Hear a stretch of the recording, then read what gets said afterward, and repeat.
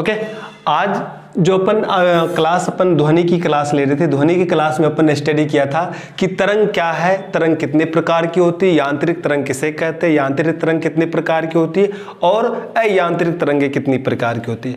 अब जो नए अपने क्लास अपन जो लेंगे, नए टॉपिक होगी वो होगी बेसिकली जो मेन टॉपिक अपन जिसकी डिस्कस कर रहे थे उसी की बात करेंगे, साउंड की। तो साउंड ही कहलाए। तो सबसे पहले यदि कोई पूछ ले कि साउंड में यानी ध्वनि में किस प्रकार की तरंगे होती है, यदि ध्वनि तरंगे किस प्रकार की तरंगे होती है, तो सबसे पहले आपको बताना है कि जो ध्वनि तरंगे होती है वह किस प्रकार की तरंगे होती है। तो ध्वनि तरंगे अनुदैर्घ्य तरंगे होती है दोस्तों। क्या होती है? अनुदैर्घ्य तरंगे होती है। इसकी उत्पत्ति वस्तुओं में उत्पन्न कंपन से होती है। किससे होती है? इसकी उत्पत्ति वस्तुओं में कंपन होने से होती है। इसकी उत्पत्ति वस्तुओं में कंपन होने से उत्पन्न होती है। इसका मतलब कि विभिन्न प्रकार के वस्तुओं में कंपन होगी तो उनमें विभिन्न प्रकार की ध्वनि उत्पन्न होती है। वो मोटा भी हो सकता है और या पतला भी हो सकता है, आवाज उसकी सुरीली भी हो सकती है, आवाज उसकी मोटी भी हो सकती है। ठीक है, तो ये किस पे निर्भर करता है? ये निर्भर करता है वस्तु के पदार्थ की प्रकृति पर, यानी वस्तु की प्रकृति पे निर्भर करता है कि किसमें किस प्रकार की ध्वनि उत्पन्न हो। लेकिन जो ध्वनि उत्पन्न होगी वो हमेशा अनुदैर्घ्य तरंगे उत्पन्न होगी। तो ध्वनि तरंगे एक अनुदैर्घ्य तरंगे हैं।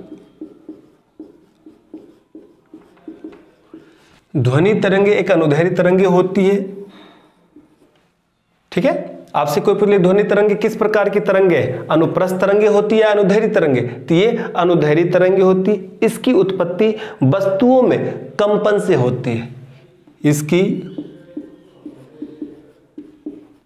उत्पत्ति वस्तुओं में कंपन से होती है। ठीक है दोस्तों, अब यदि बात आ जाए कि ध्वनि शब्द का प्रयोग केवल किसके लिए किया जाता है, तो ध्वनि शब्द का प्रयोग केवल उन तरंगों के लिए किया जाता है जिनकी अनुभूति हमारे कानों तक हो जाए, हमें अपने कानों द्वारा होती है, जिनकी अनुभूति हमारे कानों द्वारा होती है या जो हमारे कानों तक पहुंच जाती है। जो तरंगे हमारे कानों तक पहुंच जाती है तो वो कहलाती है ध्वनि। सिंपल सरल परिभाषा में यदि बात करें कि आपसे कोई पूछ ले ध्वनि का शब्द का प्रयोग कहाँ किया जाता है, ध्वनि शब्द हम कब बोले कि ध्वनि उत्पन्न हो रही। ध्वनि उत्पन्न का मतलब कि वे तरंगे उन तरंगों के लिए हम करते हैं या वो तरंगे होते हैं जिनका अनुभूति हमारे कान द्वारा होता है। जो हमारे कान जिस तरंग को सुन ले वो हम क्या कहेंगे, उसको ध्वनि कहते हैं। क्या कहते हैं? उसको हम ध्वनि कहते हैं। दोस्त आपसे पूछा भी जाता है तो बताना ध्वनि शब्द का केवल प्रयोग जो किया जाता है, अर्थ जो होता है या शब्द प्रयोग क्या है, उन्हीं तरंगों के लिए किया जाता है जो तरंग हमारे कान जिनको आसानी से सुन लेता है या अनुभूति महसूस करता है, वो क्या कहलाता है? ध्वनि कहलाता है। अब ध्वनि तरंगों के अंदर पढ़ेंगे कि ये किन किन प्रस्रव की उनकी रेंज होती है। इनकी रेंज होती है जो विभिन्न प्रकार की रेंज में होता है। अब सांप बिच्छू की भी ध्वनि निकलती है, ठीक है, कुत्तों की भी, बिल्ली की भी, चमगादड़ की भी आवाज निकलती है। एक सामान्य व्यक्ति के द्वारा भी जोर से चिल्लाना या सामान्य बातचीत की भाषा में बात करना, ये भी एक प्रकार की ध्वनि, ये भी ध्वनि निकलती है। इनके अलावा कृत्रिम ध्वनि भी होता है जिसके लिए हमें साउंड बॉक्स की भी जरूरत होती है, लाउड स्पीकर की जरूरत होती है, इको माइक की जरूरत होती है। इनके माध्यम से भी ध्वनि उत्पन्न होती है। ठीक है, तो ये सारे क्या एक परिसर है। आपसे इसके लिए पूछे ध्वनि तरंगों का आवृत्ति परिसर होती है, तो किस पे निर्भर कर दिया था? ये वस्तु की प्रकृति पर निर्भर करता है। सभी में अलग अलग होती, किसी में कम किसी में ज्यादा। तो अब हम डिस्कस करेंगे जो यहाँ पे है वो डिस्कस करेंगे ध्वनि तरंगों का आवृत्ति परिसर।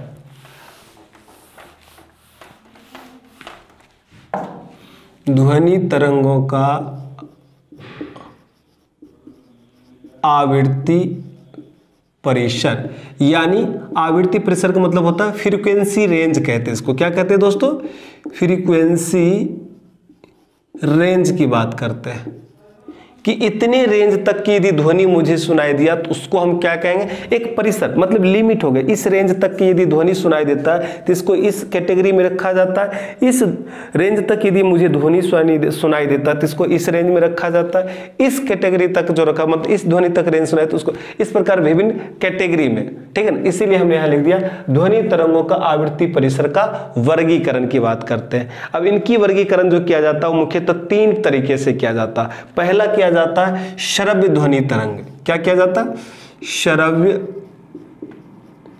ध्वनि तरंगे, जिसको कहते हैं ऑडिबल। क्या कहते हैं? जो हमारे कानों को आसानी से सुनाई दे सके। ऑडिबल वेव की बात करते हैं। किसकी बात करते हैं? ऑडिबल वेव की बात। ऑडिबल वेव ऑफ साउंड की बात करते हैं। ऑडिबल जो सुनाई दे, श्रव्य ध्वनि तरंगे, ऑडिबल वेव या ऑडिबल वेव ऑफ साउंड, ठीक है। अब इन श्रव्य ध्वनि तरंगों के बीच में जिनका जो परिसर होता है वो कितनी होनी चाहिए, किस आवृत्ति तक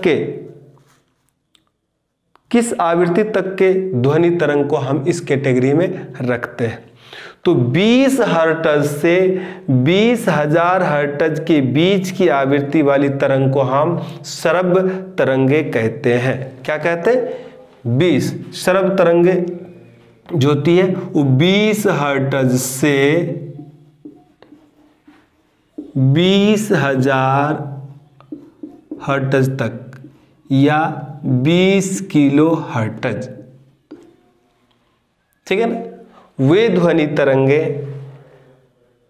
जिनकी आवृत्ति किनके बीच हो, 20,000 हर्ट्ज से 20 किलो हर्ट्ज के बीच होती है, वो क्या कहलाता? श्रव्य ध्वनि तरंगे कहलाती है। इन तरंगों को मनुष्य के कान सुन सकते हैं। किन तरंगों को? इन तरंगों को। इन तरंगों को मनुष्य की कान सुन सकती है, ये सुन सकता है, ठीक है, आसानी से। यदि आपसे कोई पूछे कि मनुष्य की कान कितने से कितने आवृत्ति तक के ध्वनि तरंग को सुन सकता है, तो आपको बताना 20 हर्ट्ज से 20 किलो हर्ट्ज तक की ध्वनि तरंगों को आसानी से मनुष्य का कान सुन सकता है, जिसे हम कहते हैं श्रव्य ध्वनि तरंगे, यानी जिनको सुनने योग्य तरंग हो। सुनने योग्य ध्वनि तरंग वो श्रव्य ध्वनि तरंगे कहलाती है। इनकी आवृत्ति जो होती है वो 20 हर्ट्ज से 20 किलो हर्ट्ज के बीच होती है, और ये ऑडिबल जो होती है वेव, ये हम आसानी से सुन सकते हैं, ठीक है। अब आते हैं अब श्रव्य ध्वनि तरंगे। अब श्रव्य ध्वनि तरंगे, सिंपल सी बात है। अब श्रव्य ध्वनि तरंगे वो तरंग होती है जिसको कान नहीं सुन सकता है दोस्तों। जिस ध्वनि तरंगों के कान नहीं सुन सकता है वो क्या कहलाता है? अब श्रव्य ध्वनि तरंगे कहलाती है।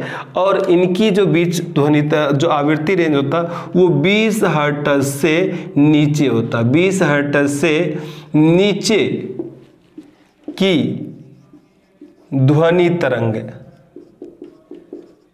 20 हर्ट्ज से नीचे की ध्वनि तरंगे जो होती है वो क्या कहलाता? अब श्रव्य ध्वनि तरंगे कहलाती है, और इनका रेंज होता है 20 हर्ट्ज से नीचे होता। और इस प्रकार की तरंगे, ध्वनि तरंगे जो उत्पन्न करती है वो कौन होते हैं? सांप, कीट पतंग, ठीक है ना, कीट पतंग, ये सारे ऐसे इंसेक्ट होते हैं, सब कीट पतंग जो ध्वनि तरंगे जिसकी होती है अब श्रव्य ध्वनि तरंगे होती है, वो ध्वनि तरंगे हमारे कान को नहीं सुनाई देता है, ठीक है ना। उन ध्वनि तरंगों की जो रेंज होती है, आवृत्ति परिसर होता है वो 20 हर्ट्ज से नीचे होता है, वो क्या कहलाता?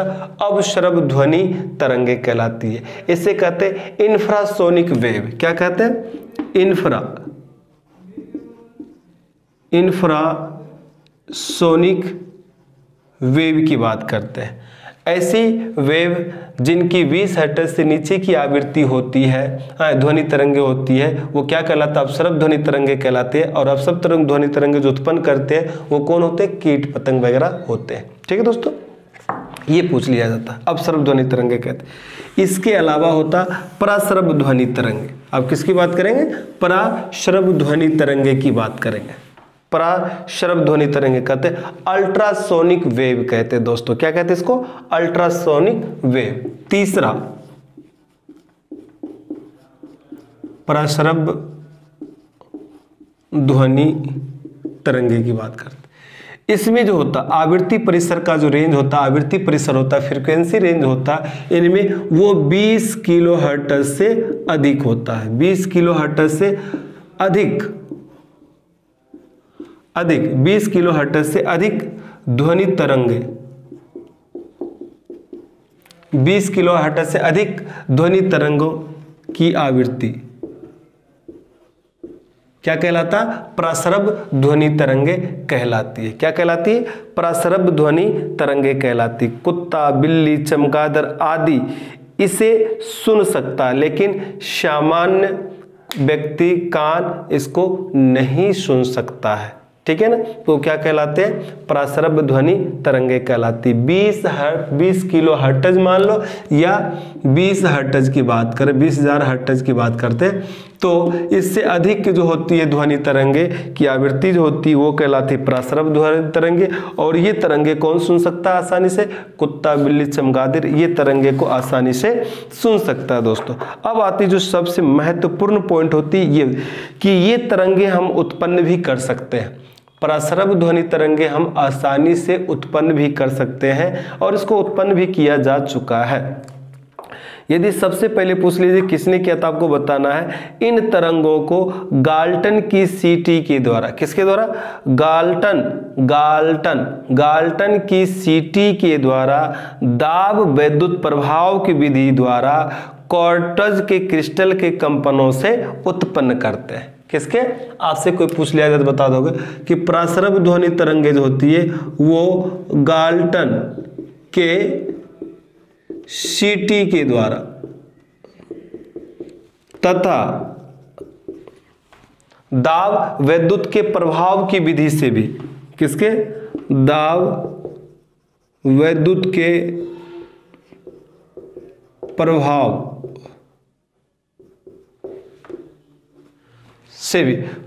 से भी, ठीक है ना? प्रभाव की विधि, दाब विद्युत प्रभाव की विधि, इन सब के द्वारा हम क्या कर सकते हैं? पराश्रव ध्वनि तरंगे हम क्या कर सकते हैं? क्वार्ट्ज के क्रिस्टल के कंपनों से उत्पन्न कर सकते हैं। ठीक है? आपसे कोई पूछ ले बता दो पराश्रव ध्वनि तरंगे उत्पन्न की जा सकती है। हाँ, गाल्टन के सीटी के द्वारा तथा दाब विद्युत प्रभाव की विधि के द्वारा, विधि के क्वार्ट्ज, क्या? क्वार्ट्ज के क्रिस्टल के द्वारा उत्पन्न कर सकते हैं। ठीक है ना? कौन सा? पराश्रव ध्वनि तरंगे। पराश्रव ध्वनि तरंगे की जो सबसे बड़ी बात है कि इन तरंगों की आवृत्ति बहुत ऊंची होने के कारण, इन तरंगों, किस तरंगों की बात करेंगे? पराश्रव तरंगों की ध्वनि जो होती है आवृत्ति बहुत ऊंची होने के कारण इसमें बहुत अधिक ऊर्जा होती है। क्या होती? बहुत ही अधिक ऊर्जा होती है। साथ ही इनकी तरंग दैर्घ्य छोटी होती है। ठीक है ना? साथ ही इनकी तरंग दैर्घ्य छोटी होने के कारण इन्हें एक पतले किरण पुंज के रूप में बहुत दूर तक भेजा जा सकता है। आपसे पूछा जाए कि निम्न में से कौन से ध्वनि तरंगे हैं जिनको दूर तक भेजा जा सकता है, तो आप कह सकते हो पराश्रव ध्वनि तरंगे हैं जिनको हम बहुत दूर तक भेज सकते हैं। किसके रूप में भेज सकते हैं? प्रकाश किरण की पुंज के रूप में, एक पतले किरण के पुंज के रूप में हम भेज सकते हैं। कारण क्या है? क्योंकि इनमें ऊर्जा अधिक होता है। क्या होता है? ऊर्जा अधिक होती है। दूसरा पॉइंट, आवृत्ति भी बहुत ऊंची होती है। और क्या कम होता है? इसमें जो इनकी तरंग दैर्घ्य छोटी होती है। तरंग दैर्घ्य छोटी होने के कारण हम किसी माध्यम से, तो वो माध्यम क्या है? तो छोटी तरंग से छोटी होने के कारण इन्हें एक पतले किरण पुंज के रूप में बहुत दूर तक हम भेज सकते हैं। मुख्य कारण है कि इनमें जो होती है वो अधिक आवृत्ति होती है, आवृत्ति उच्च होती है, और दूसरा क्या? ऊर्जा भी अधिक होती है, लेकिन तरंग दैर्घ्य कम होता है, इसीलिए इसको हम अधिक दूर तक आसानी से किरण पुंज के रूप में हम भेज सकते हैं। किसको भेज सकते हैं? हम प्रसरब ध्वनि तरंगे को भेज सकते हैं। इनके मुख्य उदाहरण भी है, आपसे पूछ ले तो आपको बताना है कि प्रसरब ध्वनि तरंगे की मुख्य उदाहरण क्या क्या है। तो आप बता सकते हो कि प्रसरब ध्वनि तरंग की उदाहरण की बात करें तो उदाहरण भेज सकते हो। सबसे पहले संकेत को भेजना, सिग्नल को भेजना, संकेत भेजने में भी हम किसका प्रयोग करते हैं? प्रसरब ध्वनि तरंगों का प्रयोग करते हैं। संकेत भेजने में, सिग्नल के माध्यम से जो इंफॉर्मेशन भेजे जाते हैं उसमें भी हम किसका प्रयोग करते हैं? हम प्रयोग करते हैं प्रसरब ध्वनि तरंगों की। इसके अलावा समुद्र की गहराई का पता लगाने में भी हम प्रयोग करते हैं किसका? प्रसरब ध्वनि तरंग। समुद्र की गहराई का पता लगाने में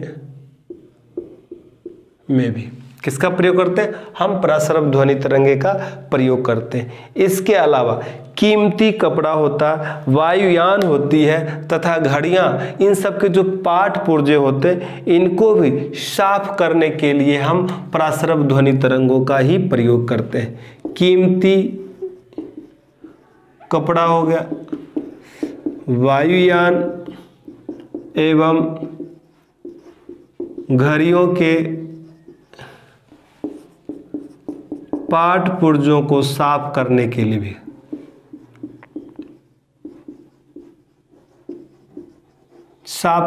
लिए भी हम किसका प्रयोग करते हैं? हम प्रयोग करते हैं प्रसरब ध्वनि तरंगों का प्रयोग करते हैं दोस्तों। इनके अलावा गठिया रोग के उपचार में भी हम इसका प्रयोग करते हैं। मस्तिष्क में यदि ट्यूमर हो गया हो तो मस्तिष्क के अंदर ट्यूमर का पता लगाने के लिए भी हम प्रयोग करते हैं, प्रसरब ध्वनि तरंगों का प्रयोग करते हैं।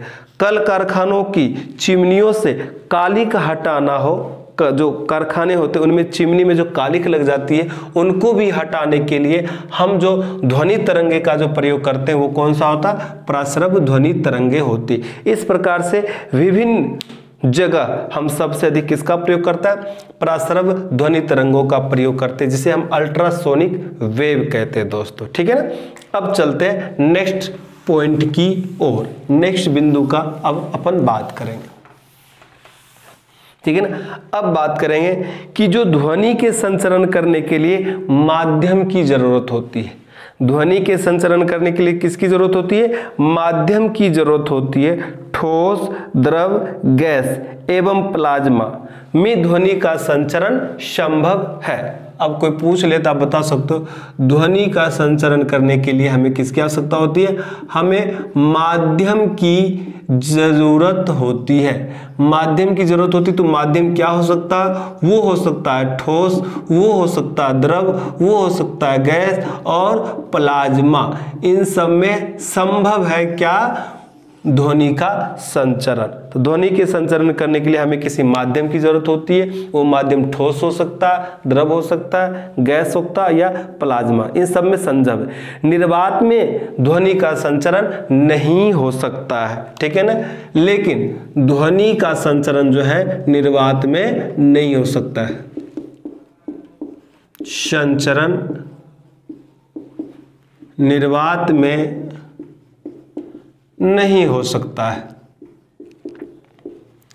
आपसे पूछ लिया तो आप बता सकते हो कि ध्वनि का संचरण निर्वात में नहीं हो सकता। ध्वनि का संचरण करने के लिए हमें किसी माध्यम की आवश्यकता होती है। वो माध्यम पदार्थ के रूप में ठोस हो सकता है, द्रव हो सकता है, गैस हो सकता है या प्लाज्मा भी संभव। इन सब में संचरण होना संभव है, लेकिन निर्वात में संभव नहीं है दोस्तों। इनके अलावा जो सबसे मोस्ट इंपोर्टेंट पॉइंट है वो है कि द्रव, गैस एवं प्लाज्मा में ध्वनि केवल अनुदैर्घ्य तरंग के रूप में संचरित होती है। किसके रूप में? द्रव, गैस और प्लाज्मा। इन तीनों में जो ध्वनि का संचरण होता है वो केवल किसके माध्यम से होती है? अनुदैर्घ्य तरंग के रूप में होती है। अनुदैर्घ्य तरंग के रूप में होती है। ठीक है दोस्तों, आपसे पूछ लेता, आप बता सकते हो कि द्रव, गैस और प्लाज्मा में ध्वनि का जो संचरण होगा वो किसके माध्यम से होगा? अनुदैर्ध्य तरंगों के रूप में होती है। जबकि आपके यदि ठोसों में यदि बात करें तो ठोसों में जो ध्वनि का संचरण होता है, ठोसों में ध्वनि का जो संचरण होता है वो संचरण किसके माध्यम से होती है? अनुप्रस्थ के माध्यम से होती है दोस्तों। किसके माध्यम से? अनुप्रस्थ तरंग के माध्यम से। आपसे पूछ ले तो बताओगे कि ठोस में ध्वनि का संचरण होता है किस तरंग के माध्यम से? तो अनुदैर्ध्य तरंगे, अनुप्रस्थ तरंगे, इनमें से कोई नहीं या दोनों? तो आपको बताना अनुप्रस्थ तरंगे। यही क्वेश्चन बन के आता है दोस्तों, क्वेश्चन पेपर में बन के आते हैं। चलिए, ये अहम बिंदु हो गया, सबसे मुख्य बिंदु हो गया। अब अपने को ये समझना है कि कहाँ पे किस तरह से इनके दाब पड़ता है।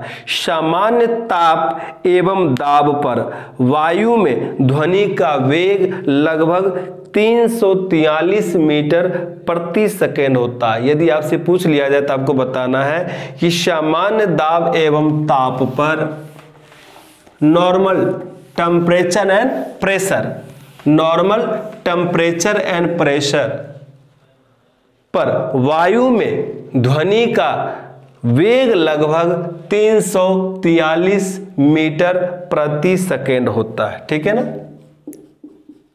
तो सामान्यतः दाब एवं ताप पर वायु में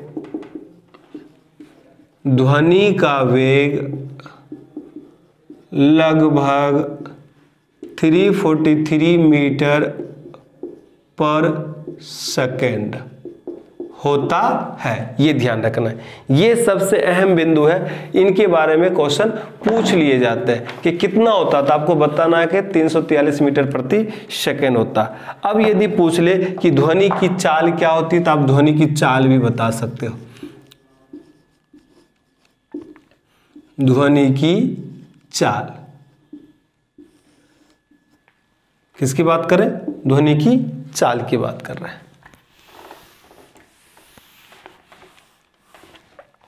ध्वनि की चाल पूछ लिया जाए तो आपको बताना है कि विभिन्न माध्यमों में ध्वनि की चाल भिन्न भिन्न होती है। सभी माध्यमों में ध्वनि की चाल समान नहीं हो सकती है। भिन्न भिन्न माध्यम होगा तो उनमें ध्वनि की चाल भी भिन्न भिन्न होती है। किसी माध्यम में ध्वनि की चाल मुख्यतः किस किस पे निर्भर करती है? तो माध्यम की प्रत्यास्थता पे निर्भर करती है, घनत्व पे निर्भर करती है और निर्भर करती है उनके किस पे? पदार्थ की प्रकृति पे भी निर्भर करता है। ठीक है ना? तो ध्वनि की चाल यदि पूछ ले ध्वनि की चाल, तो आपको लिखना विभिन्न माध्यम में ध्वनि की चाल भिन्न भिन्न होती है, भिन्न भिन्न होती है। नंबर 1 पॉइंट, किसी माध्यम में ध्वनि की चाल मुख्यतः किस पे निर्भर करता है? तो किसी माध्यम में ध्वनि की चाल मुख्यतः जो वो दो पे निर्भर करती है। पहले तो माध्यम की प्रत्यास्था पे निर्भर करती है। किस पे? माध्यम की प्रत्यास्थता पर निर्भर करती है। दूसरा, घनत्व पर निर्भर करती है, माध्यम के घनत्व पर निर्भर करती है। ठीक है ना? 2 ये पेपर में पूछे जाते हैं, सबसे मोस्ट इंपॉर्टेंट है दोस्तों, इनको जरूर आप नोट कर लो। ठीक है ना? ध्यान से पढ़ना है। तो आपको एक एक पॉइंट, हम हर टॉपिक को, ऐसे टॉपिक को टच कर रहे हैं बेसिक कॉन्सेप्ट कि हर कहीं न कहीं से क्वेश्चन इसमें बनकर आते हैं और क्वेश्चन से संबंधित ही हम टॉपिक को डिस्कस करते हैं दोस्तों। ठीक है, ताकि आपको लाभप्रद हो विभिन्न प्रकार के प्रतियोगी परीक्षाओं के अंतर्गत।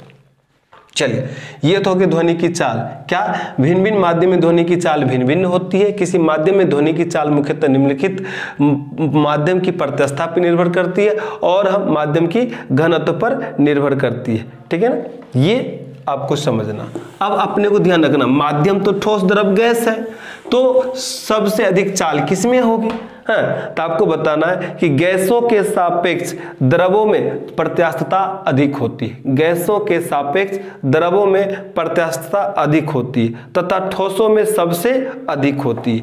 यही कारण है कि द्रवों में ध्वनि की चाल गैसों की अपेक्षा अधिक तथा ठोसों में सबसे अधिक होती है। यदि आपसे पूछ ले कि ध्वनि की चाल सबसे अधिक किस में, तो आपको बताना है ठोस में, फिर उसके बाद किस में, तो द्रव में, फिर उसके बाद किस में, तो गैस में। सबसे कम किस में, गैस में। सबसे अधिक किस में, ठोस में। अब बीच में कौन है, द्रव। तो ध्वनि की चाल सबसे अधिक होता है ठोस में, उसके बाद द्रव में, उसके बाद गैस में होती है। ठीक है ना। जैसे आपसे कोई पूछ ले कि ध्वनि की चाल वायु में क्या होता है, तो ध्वनि की चाल वायु में आपको बताना है। वायु में ध्वनि की चाल पूछ ले, कितने डिग्री से, नॉर्मल 0 डिग्री सेल्सियस पर पूछ ले कितना होता, तो 0 डिग्री सेल्सियस पे पूछ ले। वो ध्वनि, वायु में ध्वनि की चाल किस पर, 0 डिग्री सेल्सियस पर नॉर्मली। ठीक है ना। तो 0 डिग्री सेल्सियस पर आपसे पूछ ले तो आपको बताना है कितना होता। तो यहाँ पे जो होती है इनकी चाल वो होती 332, लगभग 332 मीटर प्रति सेकेंड। कितना, 332 मीटर प्रति सेकेंड की बात करते हैं। कहाँ, वायु में ध्वनि की चाल की बात करती है। यदि लोहा में पूछ लिया जाए तो 5130 मीटर प्रति सेकेंड होती है। कितने, लोहा के अंदर की बात करें, लोहा में ध्वनि की चाल कितना, किस डिग्री पर, 0 डिग्री सेल्सियस पर पूछ लिया जाए, बताना 5130 मीटर प्रति सेकेंड होती है दोस्तों। यदि आपसे जल में पूछ लिया जाए तो 1493 मीटर प्रति सेकेंड होती है। जल में ध्वनि की चाल 0 डिग्री सेल्सियस पर नॉर्मल बात का सामान्य टेम्परेचर की बात कर लेता है तो 1400 कितने, 1493 मीटर प्रति सेकेंड। ठीक है ना। ये ध्वनि की चाल होती है। जब ध्वनि एक माध्यम से दूसरे माध्यम में जाती है तो ध्वनि की चाल तथा तरंग दैर्घ्य बदल जाती है, जबकि आवृत्ति बदलती नहीं है। सबसे महत्वपूर्ण क्वेश्चन है, ध्यान देना दोस्तों, कि ध्वनि की चाल जब एक माध्यम से दूसरे माध्यम में जाती है, ध्वनि की चाल जब एक माध्यम से दूसरे माध्यम में जाती है, एक माध्यम से जैसे ही किस माध्यम में जाती है, दूसरे माध्यम में जाती है, तो इनकी क्या क्या बदल जाती है, इनकी बदल जाती है नंबर 1 पॉइंट जो मैंने बताया, इनकी तरंग दैर्घ्य बदल जाती है। क्या बदल जाती है, तरंग दैर्घ्य बदल जाती है, तथा और क्या बदल जाती है, तथा इनकी चाल बदल जाती है। तो ध्वनि की चाल, एक माध्यम से दूसरे माध्यम में ध्वनि की चाल एवं तरंग दैर्घ्य बदल जाती है, बदल जाती है। लेकिन क्या नहीं बदलती, आपसे पूछ लिया जाए तो इसकी जो बदलती नहीं है वो है आवृत्ति, बदल जाती, परंतु आवृत्ति नहीं बदलती है, बदलती है। आवृत्ति नहीं बदलती है, लेकिन क्या बदल जाती है, इनकी चाल और तरंग दैर्घ्य बदल जाती है। ठीक है ना। और ये ध्यान, इसका मतलब ये हुआ कि किसी माध्यम में ध्वनि की जो चाल है वो ध्वनि की आवृत्ति पर निर्भर नहीं करती है। ठीक है ना। नेक्स्ट पॉइंट, आर्द्र वायु में ध्वनि की चाल बढ़ जाती है। किसमें, आर्द्र यानी नमी वाली, ध्वनि की चाल आवृत्ति पर निर्भर नहीं करती है।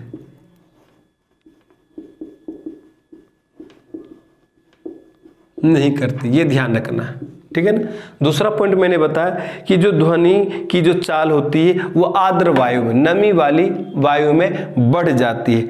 माध्यम का यदि तापमान बढ़ा दे, माध्यम का तापमान बढ़ाने पर उसमें ध्वनि की चाल भी बढ़ जाती है। ध्यान रखना, यदि पूछ लिया जाए तो आपको बताना है कि माध्यम का तापमान बढ़ाने पर उनमें ध्वनि की चाल होती है, तो आपको बताना उनमें ध्वनि की चाल बढ़ जाती है। आर्द्र वायु में भी ध्वनि की चाल क्या होती है, बढ़ जाती है। ध्वनि के मुख्यतः 3 लक्षण होते हैं। जो सबसे महत्वपूर्ण बात करेंगे, ध्वनि की कितनी लक्षण होते हैं? 3 लक्षण होते हैं। उनको पहचानने की, उनके गुणात्मक को दर्शाने के, ध्वनि के गुणात्मक को दर्शाने के लिए हमें 3 लक्षण के बारे में जानना जरूरी है। वो 3 लक्षण कौन कौन से होते हैं?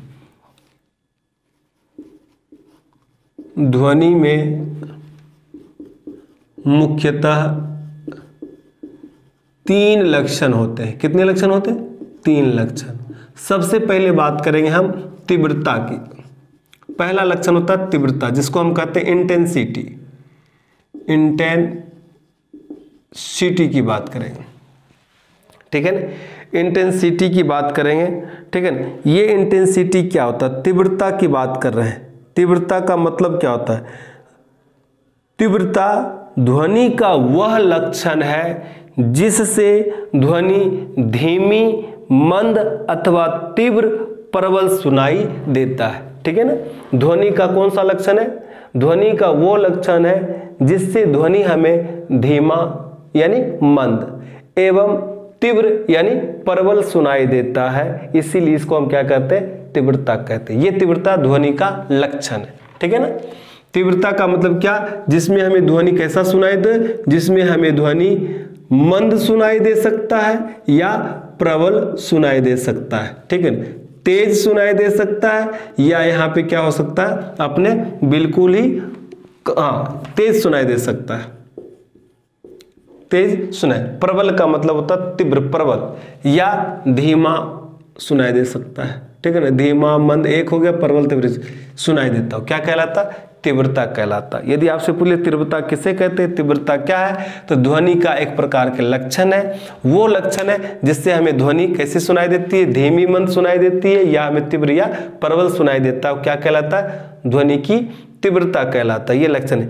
इसका जो एसआई मात्रक होता है वो माइक्रोवाट प्रति मीटर स्क्वायर होता है। क्या होता है? माइक्रोवाट प्रति मीटर स्क्वायर होता है।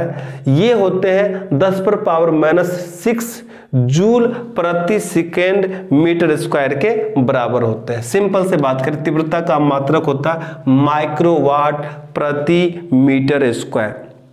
बट इनका प्रयोगात्मक मात्रक जो होता है वो बेल होता है। क्या होता है? तीव्रता का प्रयोगात्मक मात्रक जो होता है वो बेल होता है, और इसका छोटा मात्रक, सबसे छोटा बेल का 10वें भाग लिए जाते हैं, जिसको कहते हैं डेसीबेल। क्या कहते हैं दोस्तों? डेसीबल। तो कोई पूछ ले इसका एसआई मात्रक क्या होता है, तो आपको बताना माइक्रो वाट प्रति मीटर स्क्वायर होता है। लेकिन किस रूप में? प्रयोगात्मक रूप में इसका मात्रक हम बेल लेते हैं, प्रयोग के तौर पर वेल होता है, और वेल का 10वें भाग, कौन से भाग? 10वें भाग का हम सामान्य रूप से प्रयोग करते हैं। सामान्य रूप से प्रयोग करते हैं,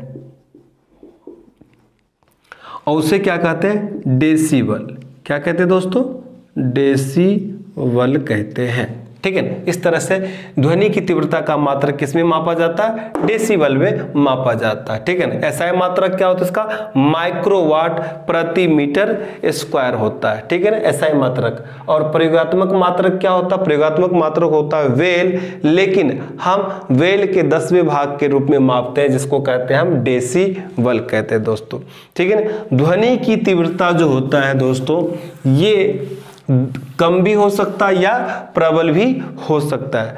ध्वनि की तीव्रता ध्वनि स्रोत की शक्ति पर, श्रोता तथा स्रोत के बीच की दूरी पर तथा फर्श और दीवार पर होने वाले परावर्तनों पर निर्भर करता है। आपसे पूछ लिया जाए कि ध्वनि की जो तीव्रता होती है वो किस किस पे निर्भर करता है, तो ध्वनि की तीव्रता जो होती है वो ध्वनि स्रोत की शक्ति पर, ध्वनि का सोर्स है उसकी शक्ति पर निर्भर करता है, श्रोता तथा स्रोत के बीच, सुनना और सुनाने वाले की बीच पर निर्भर करता है, इसके अलावा फर्श पे निर्भर करता है, छत और दीवारों पर होने वाले परावर्तन पर निर्भर करता है। यदि टकरा कर सुनाई दिया वो छत, ठीक है ना, दीवारों, इन सब पे परावर्तन होकर सुनाई देने वाले ध्वनि की तीव्रता पर निर्भर करता है। यदि आपसे पूछ लिया जाए तो आपको बताना ध्वनि की तीव्रता आयाम के वर्ग के अनुक्रमानुपाती, वर्ग के आवृत्ति के वर्ग के अनुक्रमानुपाती तथा माध्यम की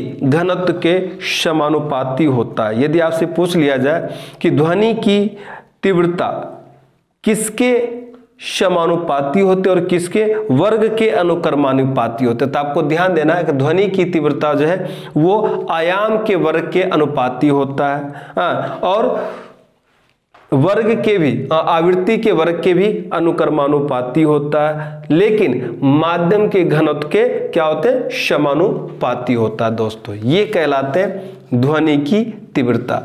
वायु यदि ध्वनि की चाल की दिशा में बह रही हो तो ध्वनि की चाल एवं तीव्रता ही बढ़ जाती है। यदि आपने से पूछ लिया जाता आपको तो वायु यदि ध्वनि की चाल की दिशा में बह रही हो तो ध्वनि की चाल एवं तीव्रता दोनों ही क्या होती है, बढ़ जाती है। दोस्तों आपसे ये भी पूछ लिया जाता आपको ये भी बताना है कि क्या होता है, तो आपको बताना है कि वायु यदि ध्वनि की चाल की दिशा में बह रही हो तो उसी में ध्वनि की चाल और तीव्रता दोनों क्या होगी, बढ़ जाती। सामान्यतः फुसफुसाहट की जो तीव्रता होती है वो 20 डेसिबल होती है। अपने से पूछा जाता है कि नॉर्मली अपन फुसफुसाते रहते हो, धीमी आवाज में बात करते उसको कहते हैं फुसफुसाना, उनका डेसिबल कितना होता, तो उनका डेसिबल कितना होता, 20 डेसिबल होता।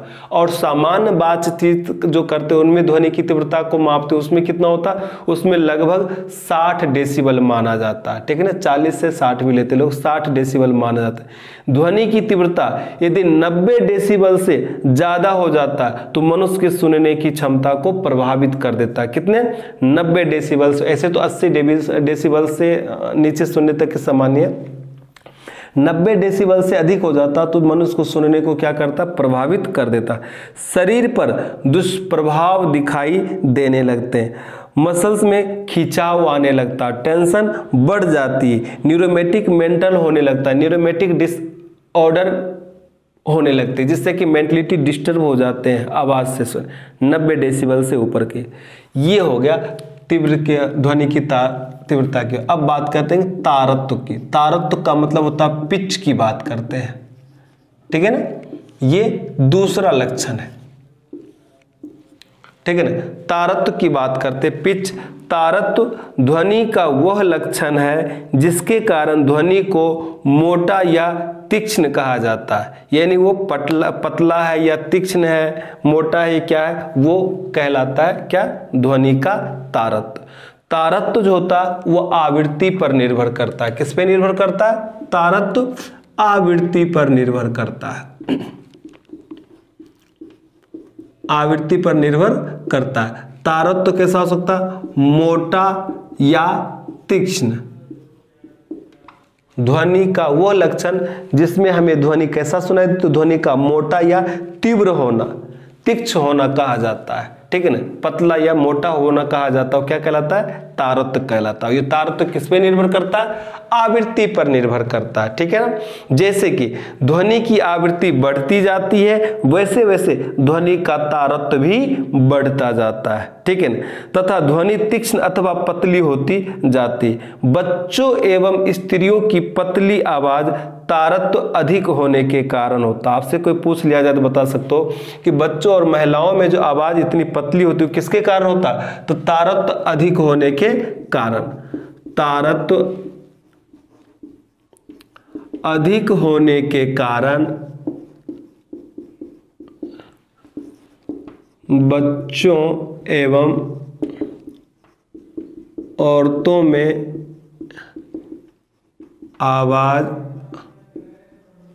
पतला होता है, और तारत्व कम होने के कारण, कम होने के कारण पुरुषों की आवाज कैसा होता है? मोटा होता है दोस्तों, ठीक है ना, ये ध्यान रखना। नेक्स्ट आती है गुणता की बात करते हैं। किसकी बात करते हैं? गुणता, जिसको कहते हैं क्वालिटी। ध्वनि का वह लक्षण जिसके कारण समान तीव्रता तथा समान तारत की ध्वनि में अंतर प्रतीत होता है, क्या कहलाता है? गुणता कहलाता है, ठीक है ना। गुणता अधिस्वर ओवरटोन पर निर्भर करता है। ओवरटोन, कभी कभी अपनी आवाज को बनाकर बोलना, उनके कभी पतला करना, कभी मोटा करना, इनके गुणता कहलाता है। ध्वनि के जो गुण होते हैं उनमें भी परावर्तन का गुण पाया जाता है। ध्वनि का परावर्तन प्रतिध्वनि, अस्पष्ट प्रतिध्वनि सुनने के लिए ध्वनि के स्रोत तथा परावर्तक सतह के बीच न्यूनतम दूरी 17 मीटर की होनी चाहिए। कितनी मीटर की होनी चाहिए? 17 मीटर की। आपसे पूछ लिया जाए तो ध्वनि के जो गुण है पहला वो है ध्वनि का परावर्तन, ठीक है ना, ध्वनि का परावर्तन। उसमें भी पहला गुण आता है प्रतिध्वनि। अस्पष्ट प्रतिध्वनि सुनने के लिए ध्वनि के स्रोत तथा परावर्तक सतह के बीच की जो न्यूनतम दूरी होनी चाहिए वो कितनी होनी चाहिए? 17 मीटर होनी चाहिए। कितनी? 17 मीटर। ये 17 मीटर की दूरी होती है मैक्स। आपसे पूछा जाता है, आपको बताना है 17 मीटर। चलिए, आज आपके ध्वनि के चैप्टर में ये पूरी कंप्लीट होते हैं। नेक्स्ट सेशन में नए टॉपिक के साथ फिर हम आपके साथ हाजिर होंगे। तब तक के लिए राम राम की बात।